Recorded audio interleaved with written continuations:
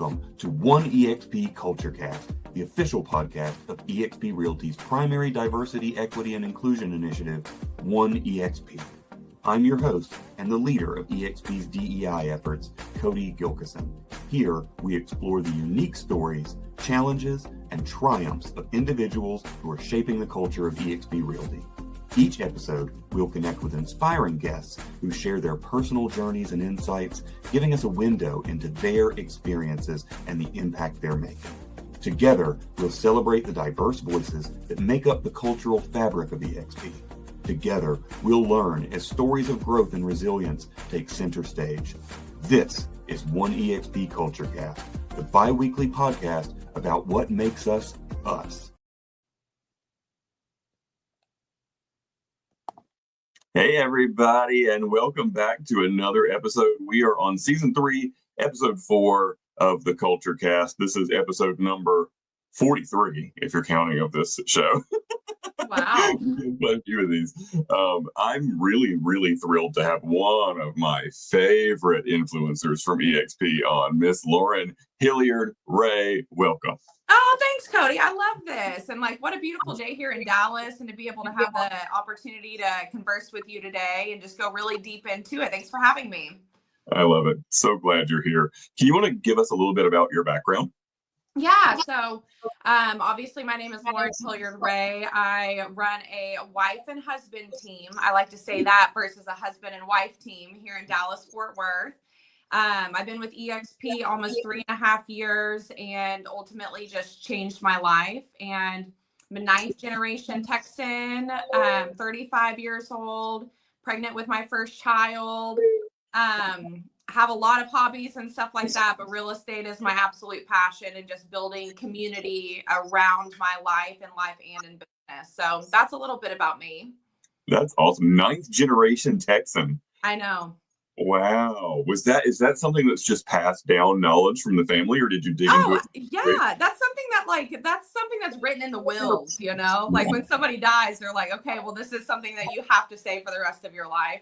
But yeah, when I say that my family came to Texas in a covered wagon, I'm not freaking kidding you. So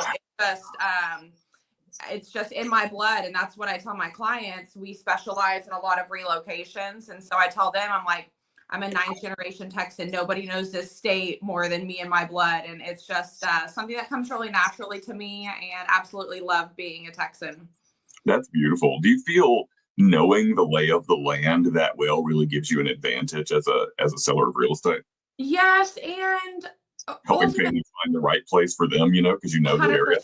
100%. And we come a lot from East Texas, and I was born and raised in Dallas, and now my husband and I live in Fort Worth. And so when people relocate here, I went to school in Lubbock. That's where Spencer and I met at Texas Tech. I went to university in San Antonio too. And so I kind of covered the entire state. And when people relocate here, I just make it very adamantly known that we'll cover you wherever you want to go, or connect you with a partner agent of ours, but we'll cover good, bad, and ugly. It's about what they want for their family and the kind of terrain and community and area that they want, and I find it advantageous to be able to kind of pinpoint, well, you might be really good in East Texas, or in Dallas proper, or down closer to Austin, or West Texas. And so analyzing all those different propositions. That's awesome. And it's such an advantage of having a larger team and access to the resources that eXp affords you. You really legitimately could do a referral to anywhere if you needed to, especially the breadth and width of the Young Professionals Network to draw on is beautiful. Now, you mentioned Lubbock, Texas. So you're from the same stomping grounds as one of my favorite bands of all time, the Chicks. Oh my gosh, yes, there you go. Yeah, we only have a few things out in Lubbock, and it's really Texas Tech, a lot of partying, them, and then maybe a few other bands that nobody's ever heard of and stuff. But yeah, man, it was a really great time, and I loved it out there.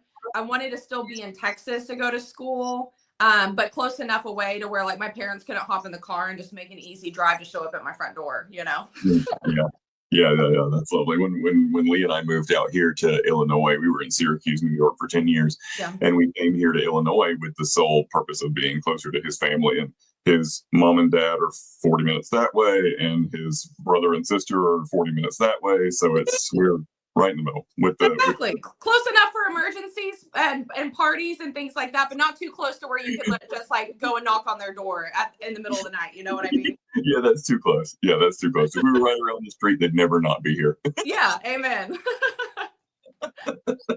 That's hilarious. Oh gosh. So it's a real honor to have you here on the CultureCast. I'm so glad to have you. Right.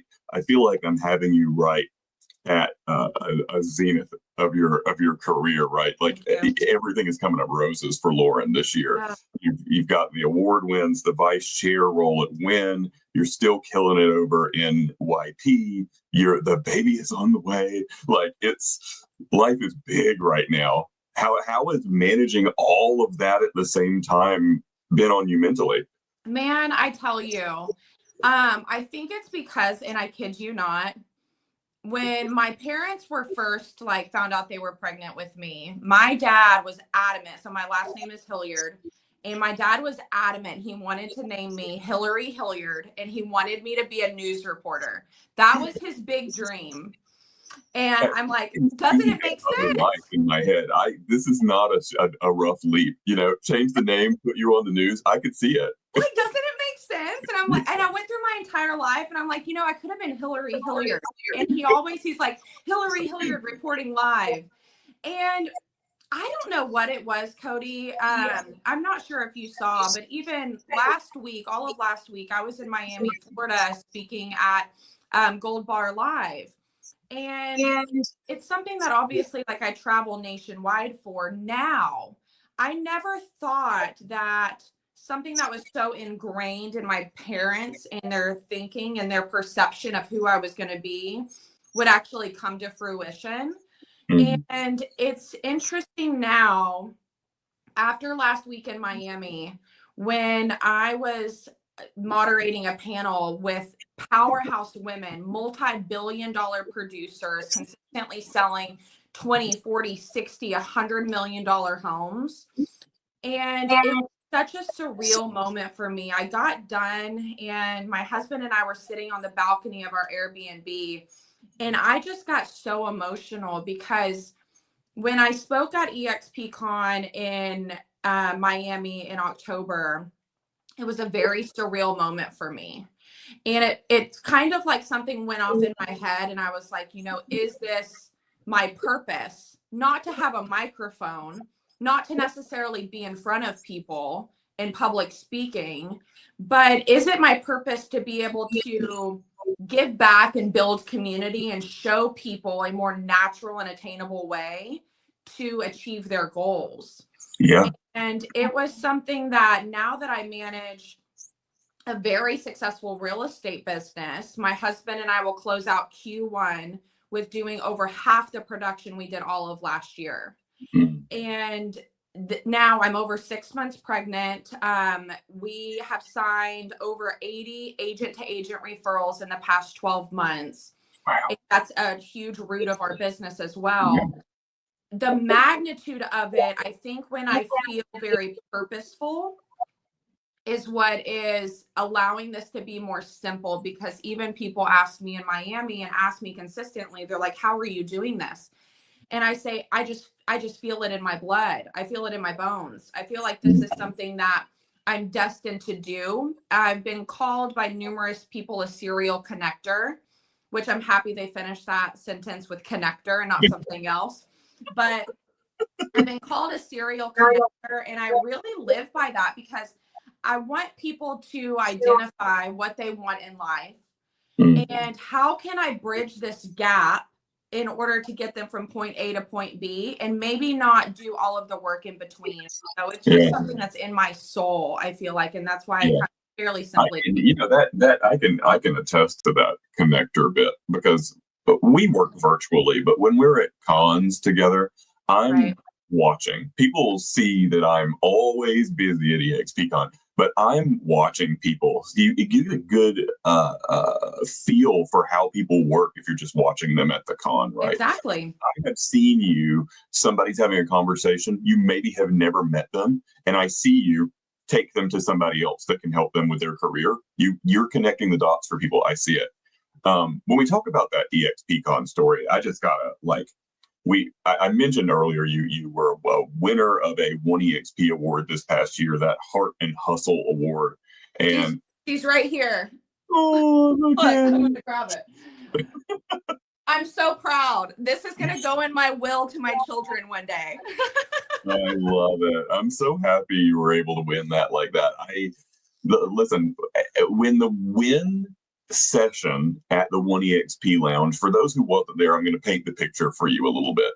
So all of those sessions were meticulously planned down to the minute, with the exception of Wynn, who said, we got a lot going on, we're going to wing it.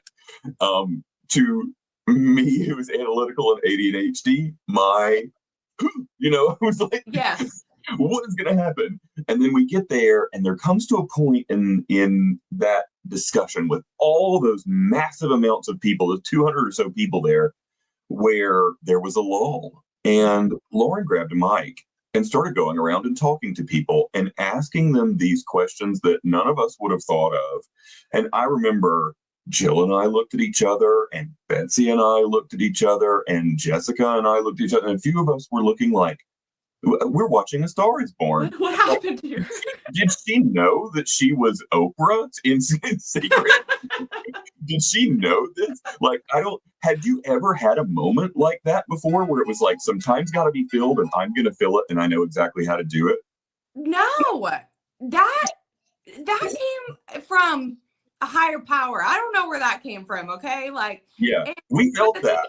I don't thrive in awkward silence. That's my thing. Now I thrive in purposeful silence, but awkward silence like that, like you, like I'm a planner, I'm an organizer. And when things like, I don't know, when people are watching, I really want to bridge that gap and just make it more exciting and fun.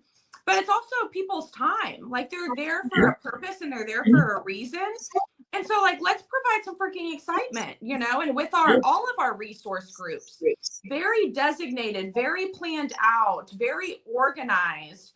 And with Women's Impact Network being so new, we had a lot of stuff to cover, but just didn't know how to necessarily execute that in that moment. Yeah, and to be honest with you, it was a lesson learned for me that I'm willing to share with everybody. When Wynn said we don't really have a plan, I should have remembered that the people at Wynn who are going to be doing this are 10 to 12 women who were the best of the best that we picked from a group of like 600 applications. Right. Like, I should not have been worried when that group of people, one of you would have stepped up and filled the silence.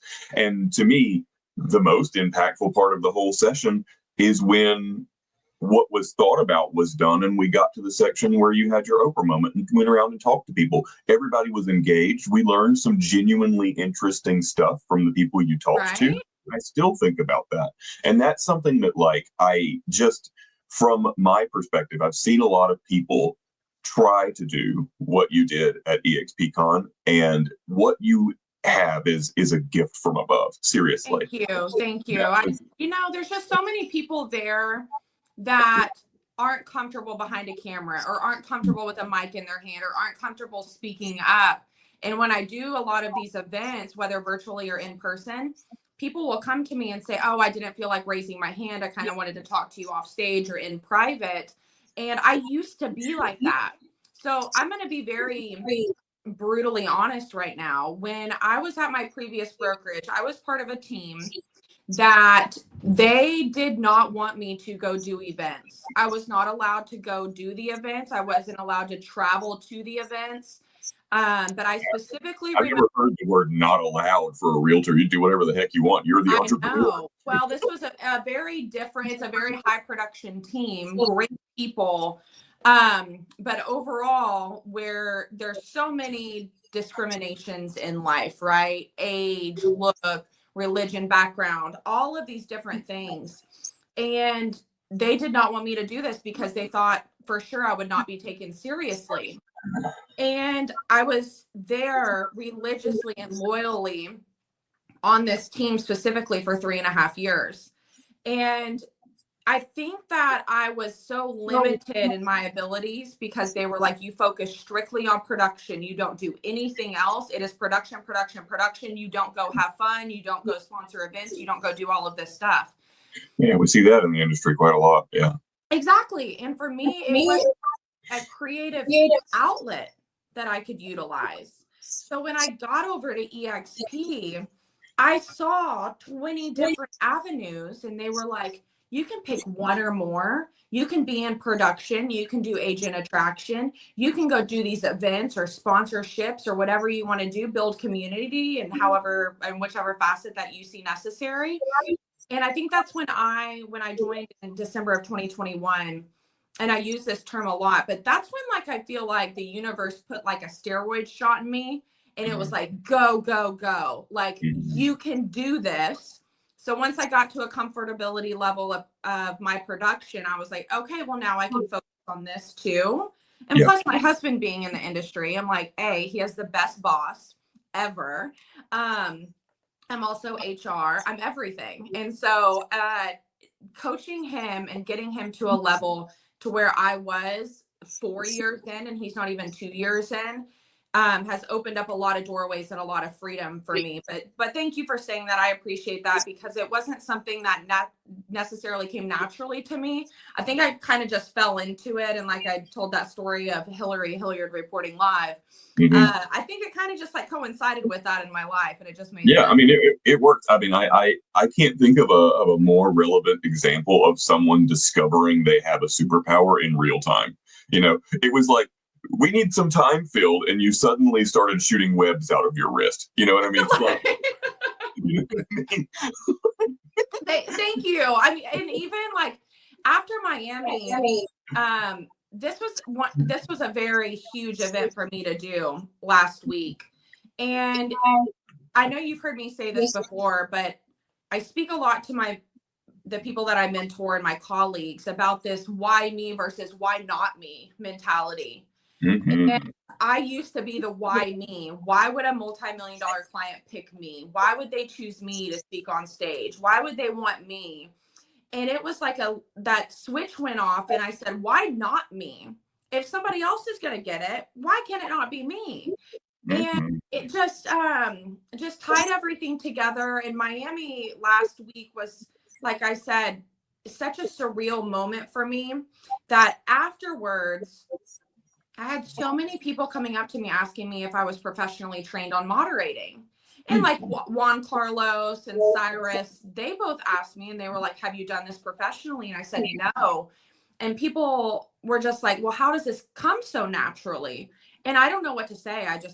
I'm like, I don't know, but I picture myself, and I am the person that when I'm in those instances, I'm asking questions that I want to know the answers to too. I'm not here to like sugarcoat everything and make it rainbows and unicorns. Like, let's get down to the nitty gritty and find out the real answers and knowledge to help propel all of us together. That's one of my secret tricks that I hold in my back pocket that I don't tell people when they ask about how I do CultureCast. Most of CultureCast is me asking questions that I want to know the answer to. Right. See? Yeah. we described the beginning of this podcast as, I'm going to go on a learning journey because this is my first job in the real estate business. I've done DEI stuff elsewhere. I've never been a realtor or anything like that. So this is my learning journey, and people are invited along for the ride. And that's what made it successful. That's why we're on episode 43. Because right. People with us.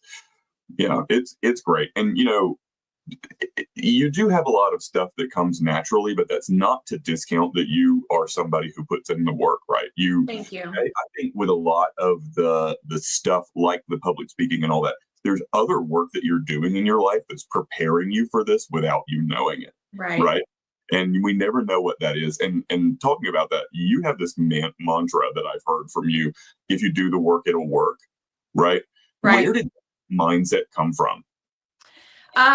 The team that I was talking about before, the owner of the team would consistently say, we've got a really low bar of entry in real estate. And that's common knowledge. Anybody can get their license online. I mean, there's certain things that you can't have on your background, but I mean, more or less, it's really low bar of entry.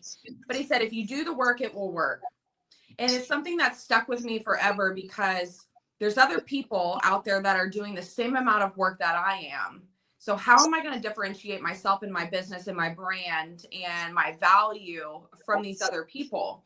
And you know me, I'm a collaboration over competition type of gal, right? Oh, yeah. But I do thrive on competition. And when I think about like doing the work, so many people right now, I read a article that was posted by Kenny Fast, fabulous EXP agent, multi-billion-dollar producing team. From, I believe it was Mega Camp for Keller Williams, like just a few weeks ago or a few months ago, and said like over 60% of agents right now, their boats are out in the water, just waiting for them to get filled up and come back in. But the tide, a lot of times, will never come back in for them. And it's people that are doing the work on the shore, not waiting for things to happen and not waiting for clients to come to them and all of these things. Like, I'm going to go out, I'm going to hunt for it, I'm going to go get it. And that's how I take territory. And I think that's honestly a much easier way of doing things because, Cody, I don't want to be retiring at 70 years old. No.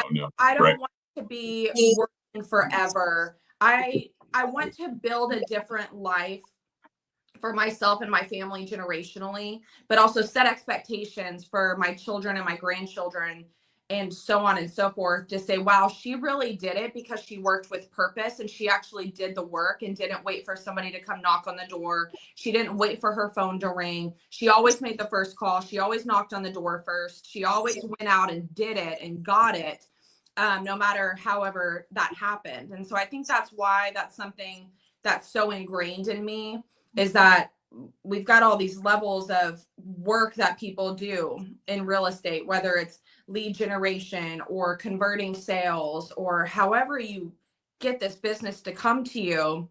But something I consistently say is, if you're not hunting to go get it, then you're the prey. You're the people that are going to be pushed out of the business and somebody's going to take your spot. Mm-hmm. Like in Dallas, Fort Worth, we've got over 31,000 licensed agents. Woo. And 31,000 agents on average in 2023, we had over 500 people moving to Texas per day, with the majority of them coming to Dallas, Fort Worth. And if you think about the sheer amount of competition that provides, it's substantial.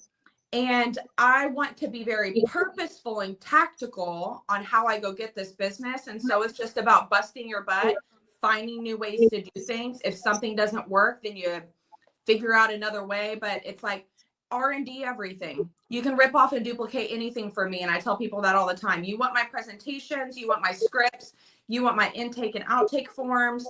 You can't have my TC. But other than that, like, anything is yours for the taking. And that's how I think like this should be. Because, in Dallas or wherever, whatever market you're in, it's like people that have been in the industry for 30, 40, 50 years. And I'm like, okay, Spencer took a call yesterday. He's going to show $1.6 million ranch properties in Texas today. And the agent asked him yesterday when he was discussing offer terms and why this property's been on the market for almost 400 days.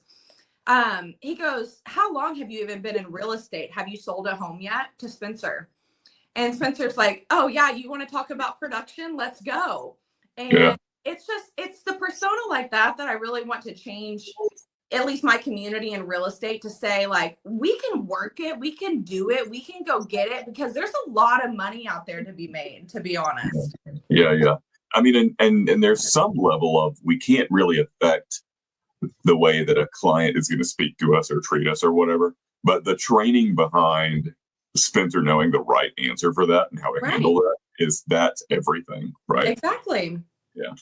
I love that. So I did a little dig into your LinkedIn profile, and I see that you have a background in like school psychology before moving over to real estate. What was that pivot like? What inspired that shift? So I had wanted to be in major business and entrepreneurship my entire school career. That's something, some people are going to laugh at this because they know it's true, but I don't thrive with authority, right? That's why I became a realtor, and that's why I run my own team. Like, authority is not really my jam. But my mother was the one who really taught me how to understand the inner workings of a human being. And being in doing psychology and all of these different operations, it allowed me to dig even deeper into personalities and who I'm doing business with, but overall where I am now, building these communities and building these pathways for people to find that they might not be able to identify themselves.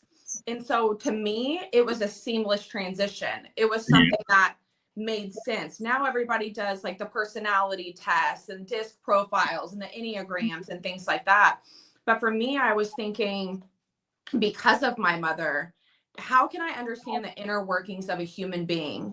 Because, and I'm happy to say this, a lot of people like me, a lot of people don't. This is how the human race works, is that not one person is accepted by every single person. But if we can work to understand where the differentiations are, where this, the similar items are, just as negotiations, you know what I mean? It's like you come to a meeting ground and a common point eventually to where it can be a healthy working relationship.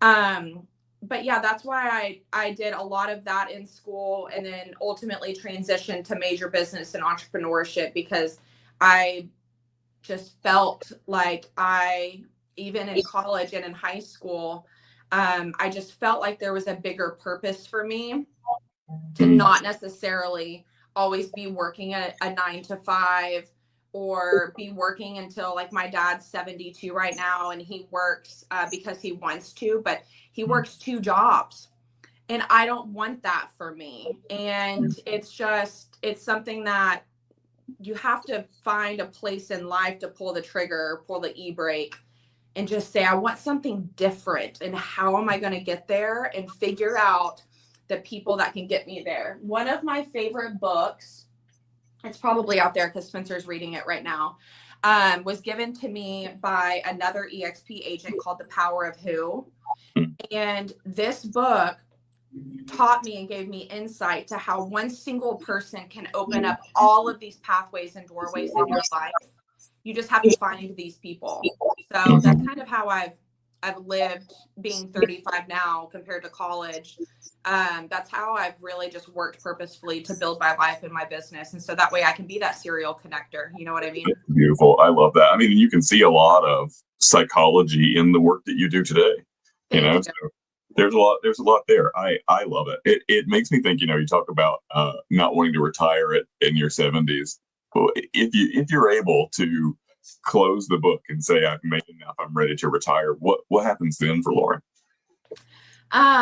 Family and generational wealth. It's strictly going to be, for me, and I tell people this, and it's freaking hilarious, but I'm like, I want to be partying on a yacht in the Mediterranean when I'm like in my 60s and 70s. I want to be traveling the freaking world with a lot of money, looking great, feeling great, have a healthy family, a purpose in life.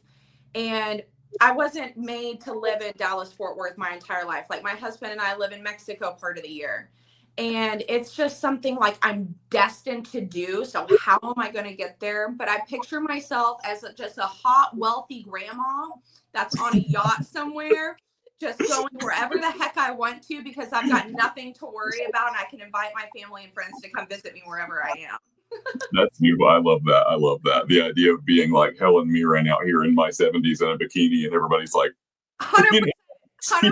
That's what I want, Cody. I want more purpose than that. Everybody's going to be like, oh, how superficial. But, the superficiality will come in congruence with everything else that I want. So that's just how it's going to work. It's also a measure of, what do I want to do to relax and make me happy? And that's, people can judge that all they want to. You've got your yacht in the Mediterranean. For me, it's a library of video games that I can sit at home and not be bothered by anyone. That's my dream. See, I love it. And you can come visit me anytime. And when you need a player too, you've got me on deck. Like, we'll just dominate. I'll be on the yacht playing my handheld, playing my Switch. No, by then they'll have, like, you can hit a button on your head and just play it right in front of you. Hilarious. I love that. So, correct me if I'm wrong, but I think you started your real estate career around 2016, yeah? Yes. What are some of that's a pretty long career. We're going on a decade now. What do you Right. think are some of the biggest lessons that you learned either early on or anywhere in your career that were like, oh, that changes everything? Speed to lead. That was the number one thing in my life, and that I've really ingrained in my husband too, is speed to lead. And that could be conversations with lead generation, with another agent that calls you, with a client. Speed always wins. And the thing is that I know everybody talks about the Harvard Business Reviews and the MIT school studies that say, your conversion rate drops by 95% or between 80 and 95% if you don't respond in the first 5 minutes. Well, now that's like how we live our lives. It's calling family back. It's calling other appointments. It's calling everything in life back and in business. But speed to lead, number one, is what set me apart. When I started when I was 26 or 27 in real estate, and that became such an intuitive matter in my life that I was like, okay, if you've got 80 different people calling, and that's how we've signed so many of these agent to agent referrals in the past 12 months, is we're the first to call, we're the first to comment, we're the first to send them all of our information. And with speed to lead in life, you don't always have to know what to say up front, but you might as well be the first person on the phone. You might as well be the first person to respond, because if not, somebody else is going to do it. And so that's, again, it ties into that territory taking mentality. It's like, I want this for my life. I want to be where I am when I'm a grandma, but I'm like, how do I get there? And that's something that was just very simple to me to understand and to integrate, to where I was like, okay, speed to lead is how everything operates. And I want to be first. It's Talladega Nights. I was thinking, yeah. You're not last. Yes, exactly. So that's what I want. And so that's something that's very attainable for me to understand, and what I teach a lot of the people that I mentor. But my husband now, beast mode. And I kid you not, the first ultrasound that I had with this baby, got a referral call, and I answered the call when I was having my very first ultrasound done. And people think I'm crazy, but I'm like, look, would you do it? Like to build a different business and to build a different persona, because my child's going to know, like, dang, mom's a hustler. Like, mom and dad are doing it. They're not just saying they do all of these things, but they've got the credentials, the knowledge, and the experience to back it up. So yeah, and you know what? Mom wants to enjoy her life. So let's get through this part with the hustle and the grind so that we can get to the Helen Mirren bikini body on the yacht in the Mediterranean. I love that. Yeah. Yeah. And real estate is one of those beautiful careers where swiftness does work.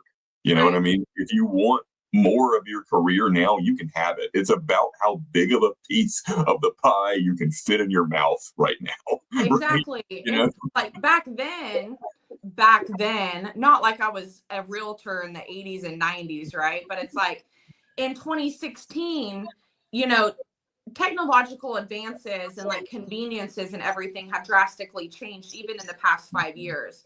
But in 2016, like at least here in DFW, we were carrying around little beepers that we had to open doors with, that if they got too hot or too cold, you couldn't open a door. And it's things like that I was like, is this going to be forever? But sometimes you just have to go with the flow and understand, like, things are always going to be improving and there's always going to be new advances. But your speed should remain number one, no matter what. And I would say, the second best thing that has ever happened for my career and my life was learning scripts and the disc profile. 100%, because now I feel like I'm able to not only talk to somebody where they are in life and how they are, but also how they want to be spoken to. It's like the love languages, right? Talk to somebody how they want to be spoken to, and then just figure out that way to come to a middle ground. And that way you understand both. But yeah, scripts, 100%. A lot of people really balk at the idea of personality tests, but outside of all of these other personality tests and all of these things that are coming, like the DISC profile allowed me to learn how to speak on a different level with my husband before we found the 4 love languages. How to talk to my friends who all work salary positions, how to speak to my family and my clients and other agents. And so now it just comes so naturally. I'm a DI. Obviously, my I is just off the freaking charts right now. But my D, I don't thrive on small talk. I'm a real get to the point type of person. Like, let's move on to the next topic.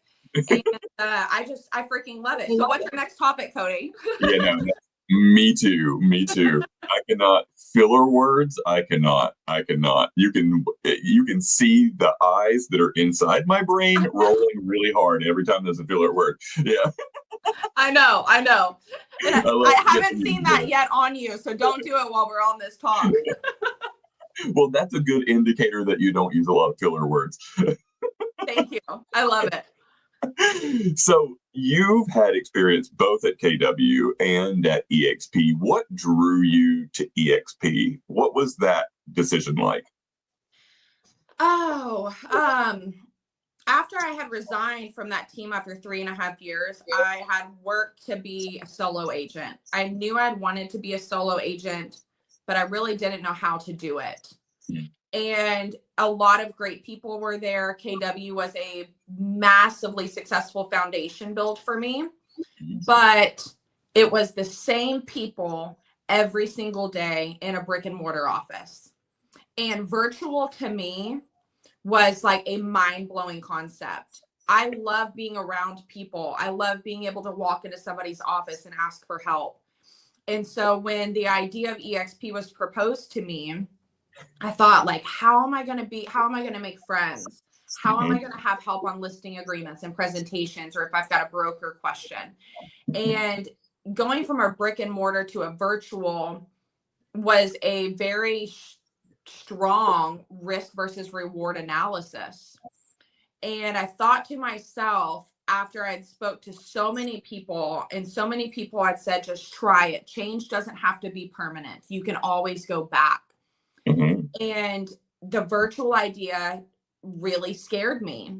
And now I cannot imagine limiting myself in my business to a brick and mortar office, no matter where it's located. Because now, Cody, I want a business so big that somebody with very specific facets in it that somebody might not have created here in DFW or in Texas. I want a business that is very strong on cultural values and community building, and not just follow up and expired phone calls and script practice every single morning. And with EXP, almost 90,000 agents in 27 different countries, I believe, I'm able to go find what business I want, no matter where it's located. In Texas, I mean, we also have 11 or 12 state brokers here.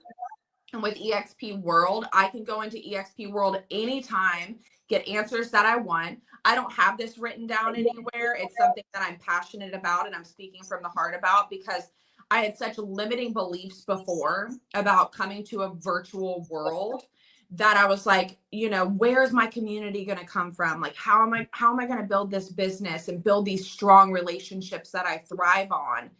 And ultimately, it was just something that happened because I was very purposeful, but I pushed myself outside of my comfort zone. Like, some people make a change like this, and they're just like, oh, well, I haven't made any friends, or I don't know who to call, and I've been here for a year and a half. But the information's out there, the connectability's out there, and it's not hard to find. But if you do the work, it will work. And that's you just have to ask. Yeah, you have to ask. And there's a million different people to help you. But I would never consider myself going backwards into that mentality. And every brokerage will work for every single different person. That, when I look back, I was like, wow, I was so limited. And I think to myself, where would I be today if I would have come to EXP 3 years, 4 years, 5 years sooner? Or if I would have started with EXP? And I'm grateful for my time there. But this is something that I deeply feel in my soul, and has ultimately changed my life and my family's life, and created more financial freedom, more life and business freedom for us, but keeps us motivated 7 days a week, 24 hours a day. I wake up and go to sleep thinking about real estate, how I can change more lives, how I can get more sales, how I can impact people with a really designated purpose. Yeah. I think, I'm often stricken by the power of our workplace messenger. 100%. I mean, it's the fact of the matter that this thing is filled with people from all over the world who have different perspectives and backgrounds and are the keys to all of the answers that I need in my job. It's such a powerful tool. You can't, I mean, I used to really, really thrive working in an office setting. I used to manage a bunch of teams at a corporate banking deal, sat in a big cubicle on the end with a whole line of cubicles that were all my employees, and I could go check on them, talk to them. It made running a team amazing. Right. But if I needed something from outside of my team, who knows? Yeah, who knows how long it would take? And that's something that like really, and this term is funny, but like grinds my gears, right? It's like people have such limiting beliefs in life. And it's just interesting to me that why not try it? And change doesn't have to be permanent. Do a risk versus reward analysis on this. Mm-hmm. But you can always go back. You can always go back. Yeah. And something really unique that the EXP One resource groups have taught me and the connections that I have, and it makes me emotional because I am a very privileged person. I haven't always understood where different walks of life come from or taken the time to understand where different walks of life come from until a few years ago. Mm-hmm. And being plugged in with One EXP allowed me to learn all of these different stories, learn all of these different holidays and about all of these different religions and backgrounds that in YP specifically, we've got some of our international leaders that live in India, and we've got other YP state leaders, specifically Vivek, that lives in San Francisco, who taught me about Diwali and how I could best serve my Indian clients. And that's just one example that I'm not going to get from an office, a brick and mortar of 100 of the same people every single day. This has opened my mind to what's out there compared to just what the media tells you, compared just to what social media tells you.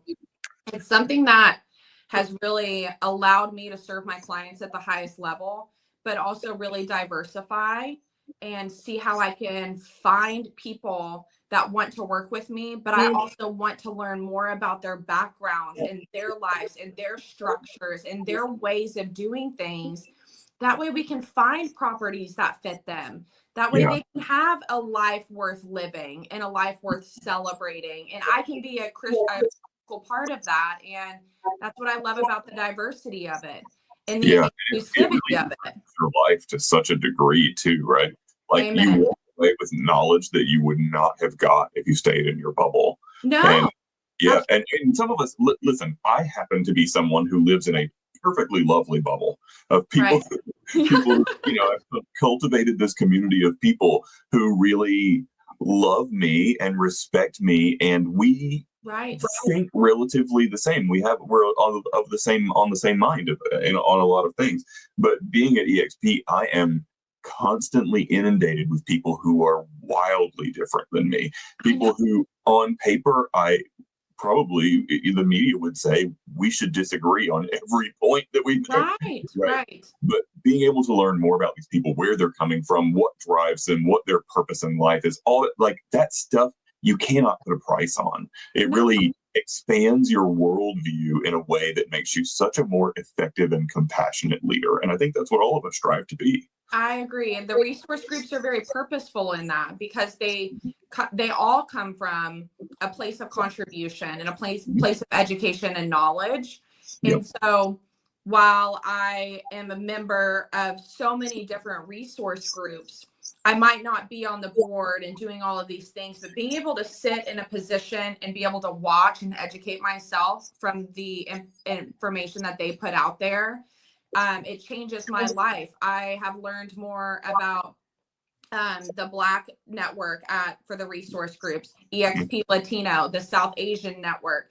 I mean, even the Climate Action Network. Like, I'm not a tree hugger necessarily, but when you go through, it's the education that has really set me apart and like really helped me and work to understand, like, man, okay, this is stuff that I can take and implement into my life and just overall be a better human being and serve other people at the highest level. The Climate Action Network is a great example, because even if you disagree fundamentally, there is value in knowing how to sell houses in the green niche. Thank you. Period. Monetary dollars and cents, right? It's like that with all of our resource groups. I know. Even you could disagree with somebody of any background, but if you know how to sell to that community, that makes you money. And I actually believe that if you learn enough to sell inclusively to those people, you start to understand them better, and then you're not so different.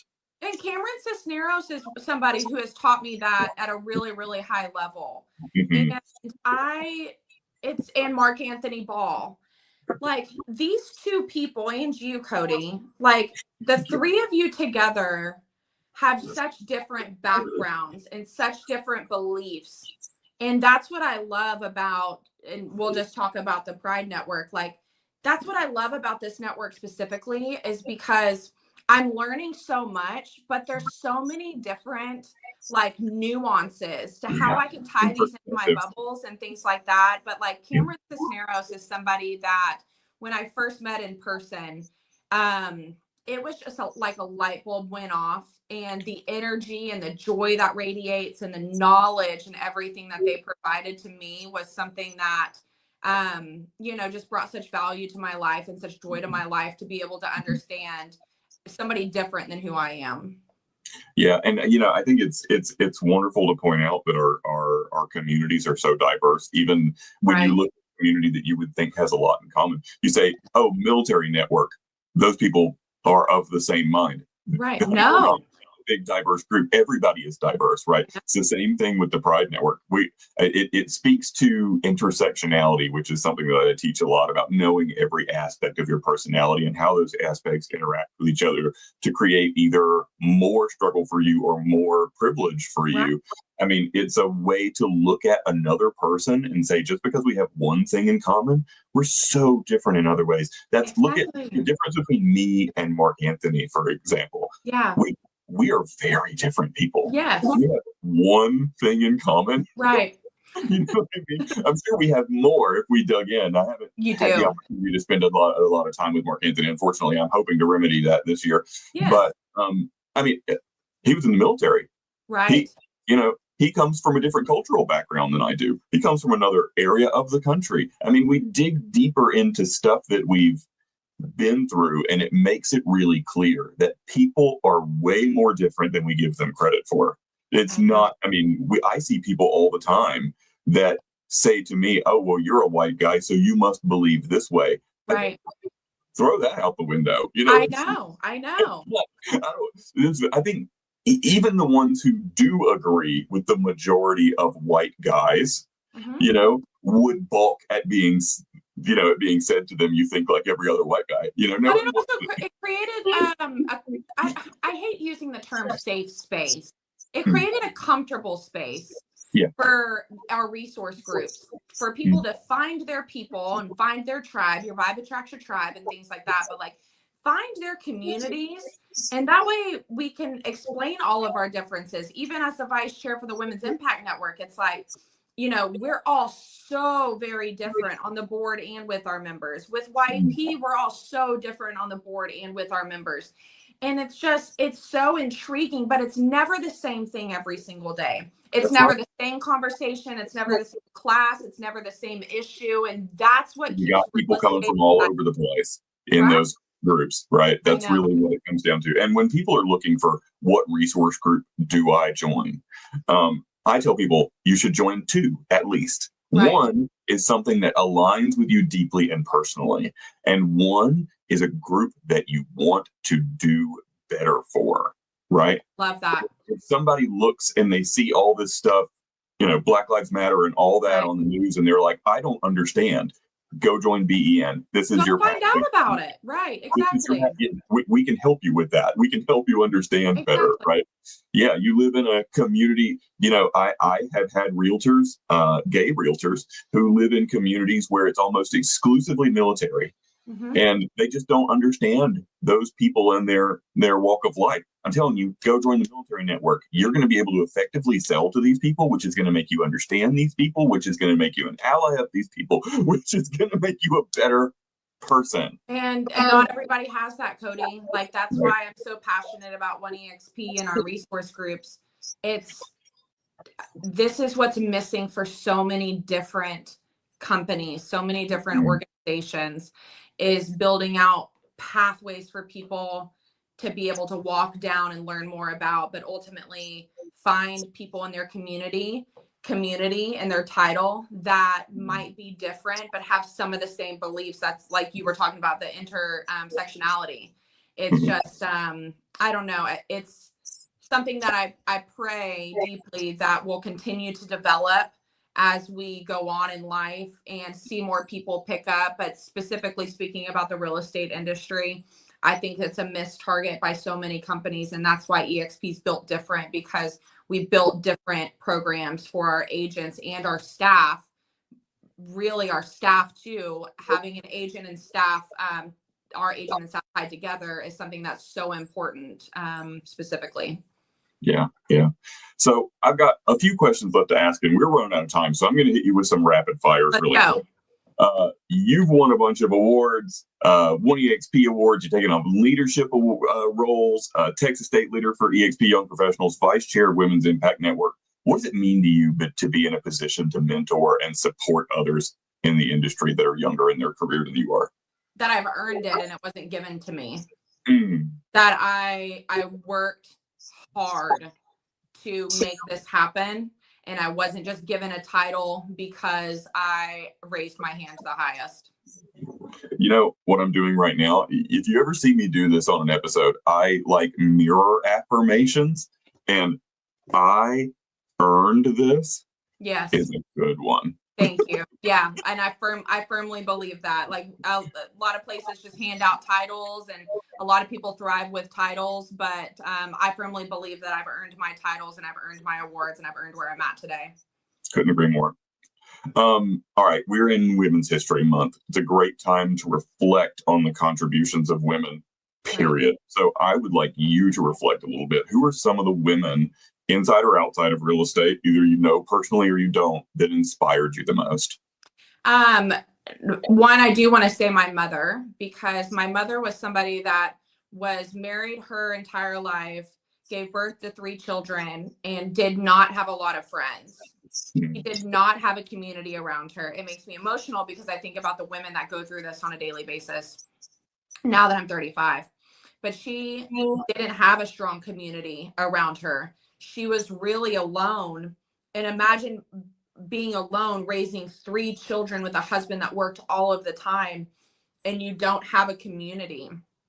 That is also why another pivotal point in my life, I think that I work so strongly to build community around myself and around others, because people need people. And when I lost her in 2014, it was something that just came to fruition for me to say, hey, like, how can I connect people and bring people into my life and be a gravity to attract people? Honestly, the second one I would say right off the bat would be Go-Go Bethke. It sounds like such a cliche name because her name is everywhere. Everybody knows who she is, what she does. Reason for that. Yeah. The thing is that Go-Go walks with purpose. She operates with purpose. She's married. She's got 2 fabulous sons, but she's always giving, and she operates from a giving mentality through everything that she does. And that's how she's got to the level of success that she's at today. But she radiates joy, and she came to the US with $200 in her pockets. And it is just something that I really look up to her, because as a woman, as a mother, as a wife, as a business owner, as a freaking hustler, like, she's a baller. That's somebody who I want to be like, and I'm very purposeful about choosing who I want to be like. Yeah. And that, I think one of the key things that always strikes me about Gogo is she's not alone in being a power woman broker who has done it and been there, but where she does sort of stand alone is in approachability. Right. And that's something that I really have always taken. I see her walk through a con and I'm like, when I see somebody that's like, ooh, they inspire me, I'm pointing out to the people around me, ooh, look over there, that's Glenn. Ooh, look over there, that's Lauren. Ooh, that's Gogo. And you never see Gogo not talking to somebody or shaking a hand. Cody, she didn't have a front tooth for 8 months. When I heard that story, she was like, oh yeah, I was all over social media still. I was still selling houses or agent attraction and like in the public eye. And she's like, I didn't have a freaking front tooth for 8 months. And I've never forgot that story, but baby, that's approachability. You can't get any higher of a level of approachability you can still than that. Talk to me if I don't have a tooth in my head. I would not be in the same position. I would be gone and buried. Camera, yeah.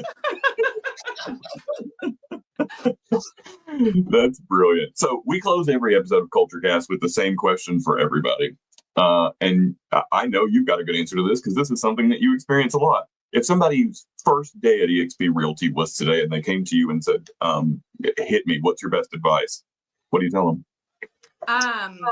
Let's get on a Zoom and discuss what you want in life and where you want to be 12 months from now, because my number one thing is that I want people in my life to be 12 months down the line and look back and not be the exact same person. I want you to be a totally different person 12 months from now. I want you to be able to take the risk, see the rewards, find your community, build the business that you want, have the life you want, the wealth, the financials, the family. So let's discuss what you want in life and let me be a serial connector and see who I can connect you to be able to get you there. That's a deeply personal answer. I love that. I mean, wow. Yeah. I love that. That's fantastic. Well, listen, thank you so much for being here. I'm glad we were finally able to have you on. And, I think you are at such a powerful, wonderful moment of your career and your life right now. And I think this is going to be something that you and I both look back on and say, like, remember, this Amen. is, things are only going to get better for the pair of us, I think. And you are the person made for the job, Cody. If this was done any other way or with any other personality, you're just such a natural storyteller and encourager. And so it's a blessing to all of us that have the opportunity to be on this with you, because if it were anybody else, I just don't think the execution would be the same. That's, I tell everybody all the time, I'm aware of my superpower, and it's signal boosting, right? If you've got a great story, if you've got a great way of doing things, I'm gonna go and scream from the mountains. Right, exactly. That's what you do. Lauren! Yes, you're the one that speaks names in rooms, that speaks positivity about people that aren't in the same room, and that's what I love about you. Thank you very much. That means a lot to me. All right, everybody, this has been a great episode, and we will see you next time. I hope that you have enjoyed this, and thank you very much. We'll see you next time. Thank you for joining us for this episode of One EXP CultureCast. If you would like to be featured on an upcoming episode or have someone in mind that you'd like us to invite, please contact us at dei@exprealty.net. If you have time, please be sure to scan the QR code on screen now to leave us a review on Glassdoor.